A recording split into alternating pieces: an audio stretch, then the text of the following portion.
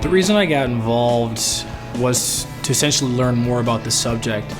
I remember when I was 21, 22, I went to a school and we had a problem with suicides, and the main issue was that they were so public that no one knew how to talk about it, and it was very awkward when anyone would bring it up at the table, and no one really knew how to speak to one another, and I found that to be quite a challenge. So when Luke and Stephanie Richardson approached me about getting involved, I knew I wanted to get involved because it's a subject that I don't know, I'm still learning a lot about, and I will want to learn more about, and I think it's a great cause, and I think it's definitely worth talking about it because it's something that's very prevalent in our society, and a lot of people don't like talking about it, and I think it's definitely worth having a discussion. Most important thing I've learned so far is how important it is just to talk about it.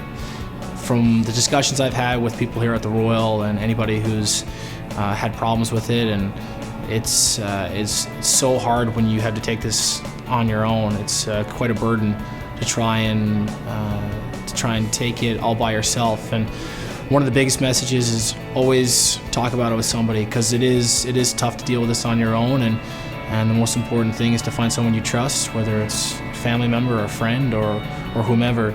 It's quite important to get this off your chest. And once you start talking about it, then you can start to recover.